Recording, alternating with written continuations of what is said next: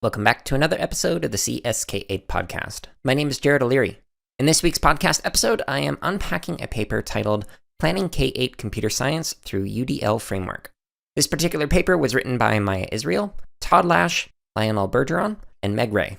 Apologies if I mispronounce any names. All right, so here's the abstract for this paper. Quote, due to the historic underrepresentation of women, people with disabilities, and people from a broad range of cultural and socioeconomic backgrounds in computer science, there is growing demand to provide CS opportunities in K-12 settings. As a result, school districts are beginning to implement CS for All initiatives. Consequently, there are increasing demands on teachers to find ways of making CS instruction accessible and engaging to a broad range of learners. Unfortunately, few resources exist to guide teachers in how to engage a broad range of learners in CS instruction. This paper describes the rationale for using the UDL framework for designing K-8 CS instruction, as well as preliminary findings from a National Science Foundation STEM plus C study that examines instructional strategies that support students with disabilities and other struggling learners through Universal Design for Learning, UDL. Secondly, this paper describes the collaborative efforts between the Creative Technology Research Lab, CTRL, control, and New York City's K-12 CS for All initiative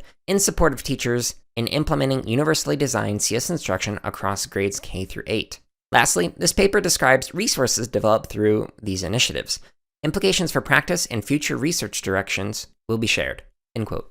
All right, so if I were to summarize this paper into a single sentence, I would say that this paper discusses the potential for using Universal Design for Learning in CS classes. As always, if you go to the show notes, you can click on the author last names and it'll take you directly to their Google Scholar profile, where you can read more publications by them.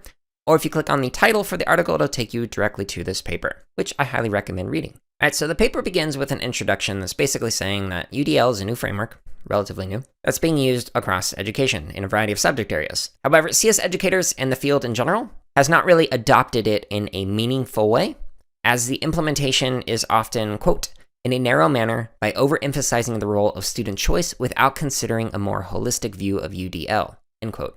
That's from PDF page 1. So in the K-8 space, and specifically in the elementary, the authors discuss how there is a general principle of a low floor, high ceiling. So here's a quote from page 2 that describes this more. Quote, CS activities often begin with a concrete level of experience or focus on engagement, creativity, and collaboration, i.e. low floor. CS activities must also conform to the high ceiling condition as well, allowing the students to move beyond entry-level learning experiences. This allows students considerable and continual opportunities for achievement, end quote. Now, another way that I've heard this phrased is low floors, wide walls, and high ceilings. So the wide walls, meaning like there's a lot of breadth of engagement. There are many opportunities to move parallel rather than vertical. So horizontal, moving side to side and like trying out different ways of engaging in computer science. And then the high ceiling is being able to dive deep into it or to go really high in terms of the learnings that you can potentially do. So this is something that I've heard Scratch being described as low floors, wide walls, and high ceilings. But there are many other platforms that have wide walls as well. So here's a little continuation of the idea of the low floors and the high ceilings. This is also on page 2. Quote, if students with disabilities and other struggling learners are to be successful in CS activities, it is essential that they receive the supports allowing them to be able to not only access and engage in an introductory computing experiences, i.e. low floor, but also continue to advance and expand their computing skills, i.e. high ceiling, over time, end quote.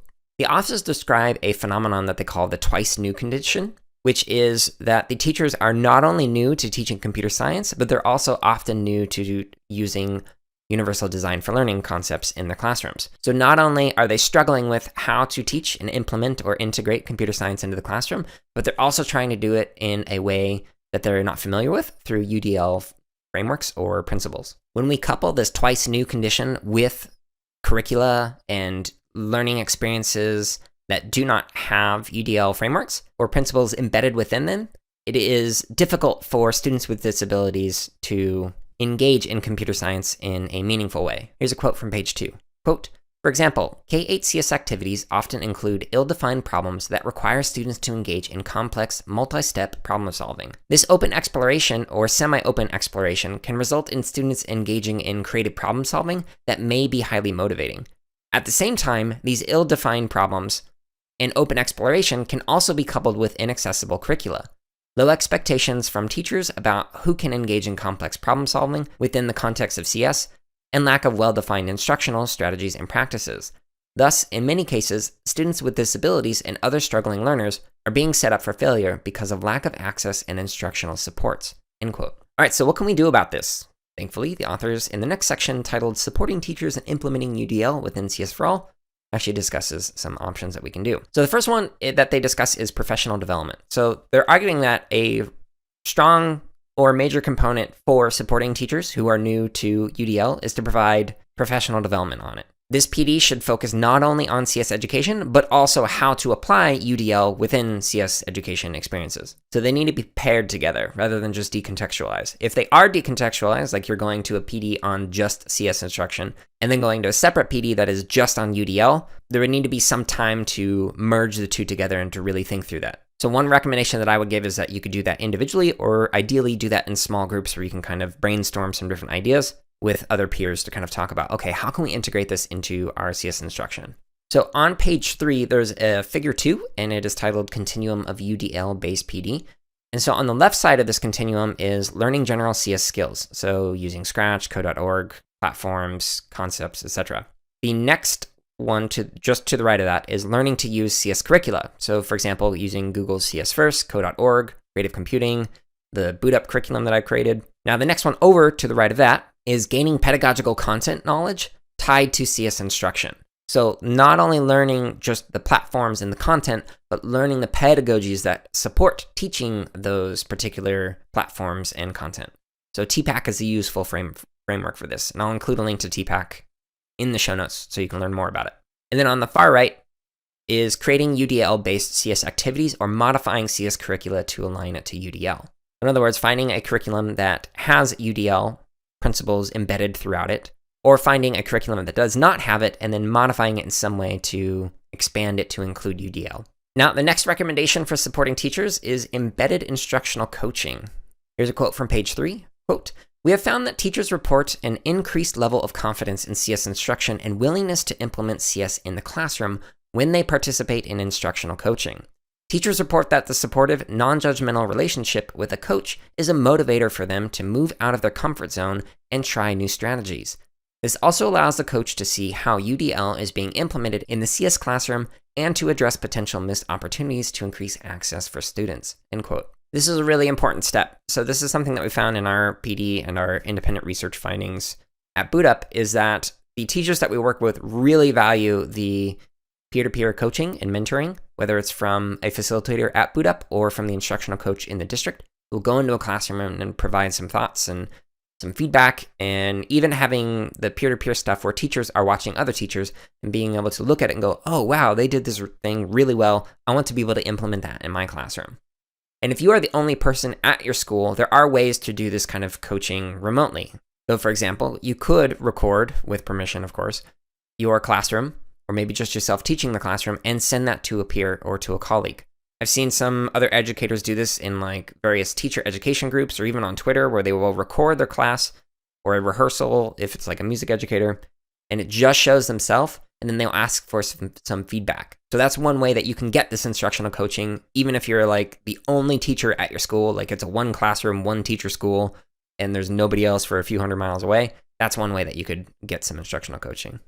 All right, so the next section on here is CS curricula aligned to the UDL framework. So we can support teachers by actually having curriculum that aligns to the principles in the framework, which I'll talk about in a little bit. So again, teachers can either find a curriculum that uses UDL, they can modify an existing curriculum to include more UDL, and then there's also a thing that they mention on page 3, is that you can like develop and test UDL-based CS instruction and see how it works with the students that you're working with. So you can create your own, but that's only if you have time for it, obviously. Okay, so these 3 sections that they recommend for support is providing PD, embedding instructional coaching, and then finding, modifying, or creating CS curricula that aligns with UDL framework. I strongly agree with all 3 of these and think they're excellent recommendations for CS educators. All right, so the next section in this paper is UDL in practice, first steps for teachers. So one of the very first things that they say is that they recommend starting small. So start with one thing that you can change and implementing it. Don't just go all in and completely change things, because it might be overwhelming, too difficult, etc. Another thing with going small is you'll be able to refine that thing and basically do like an A/B test. I'm going to try this implementation with this class, and then I'm not going to try it in this other one, and then I'll compare, see how it went. Or I will try this implementation one way, and then try the implementation in a slightly different way with the other class, and see how it goes. So that allows you to test one thing at a time and really refine these practices. This can also just give you those small wins where you just develop your confidence in being able to do this thing. All right, so there's a figure on page 4. It's called Figure 4, Examples of CS-based UDL Suggestions. And it has 3 columns. The first column is multiple means of representation. The second column is multiple means of action and expression. And the third column is multiple means of engagement. All right, so I'm going to read each of these columns. So the first one, the multiple means of representation. This is all direct quotes. Provide options for perception. Model computing using physical representations as well as through an interactive whiteboard, videos. Give access to modeled code while students work independently. Provide access to video tutorials of computing tasks. Select coding apps and websites that allow the students to adjust visual settings, such as font size and contrast, and that are compatible with screen readers. Okay, so the next column, multiple means of action and expression. Provide options for physical action. Provide teachers as codes as templates. Include CS Unplugged activities that show physical relationship or of abstract computing concepts. Use assistive technology, including larger or smaller mice, touchscreen devices. Select coding apps and websites that allow coding with keyboard shortcuts in addition to dragging and dropping with a mouse. And the third column, multiple means of engagement. Provide options for recruiting interest. Give students choices. Choose project, software, topic. Allow students to make projects relevant to culture and age. Minimize possible common pitfalls for both computing and content. Allow for differences in pacing and length of work sessions. Provide options to increase or decrease sensory stimulation, for example, listening to music with headphones or using noise-canceling headphones. And allow for differences in pacing and length of work sessions. So again, that figure and all of that is on page 4. Those are some excellent examples of how you can combine UDL with CS instruction. So again, I highly recommend checking out this free paper and looking at figure 4.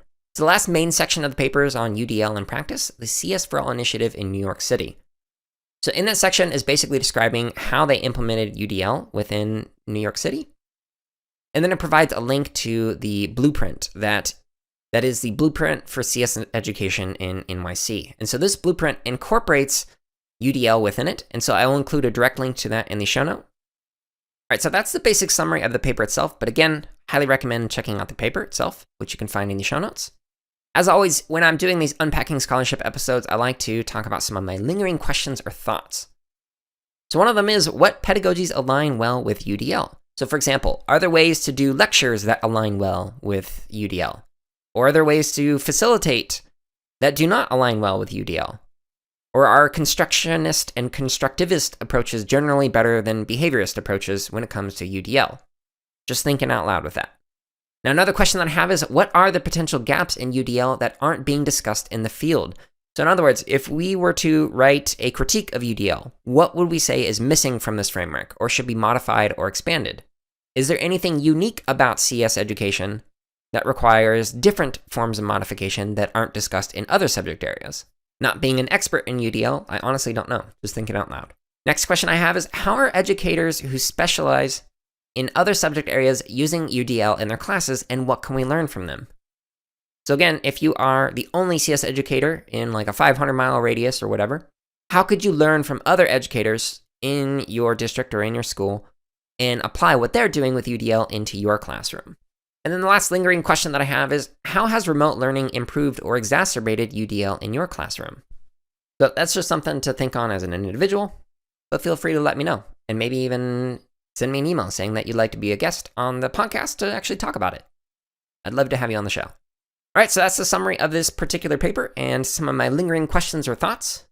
If you enjoyed this particular episode, I hope you consider sharing it with somebody else or providing a review on the platform that you are listening to this on, as it helps other people find it.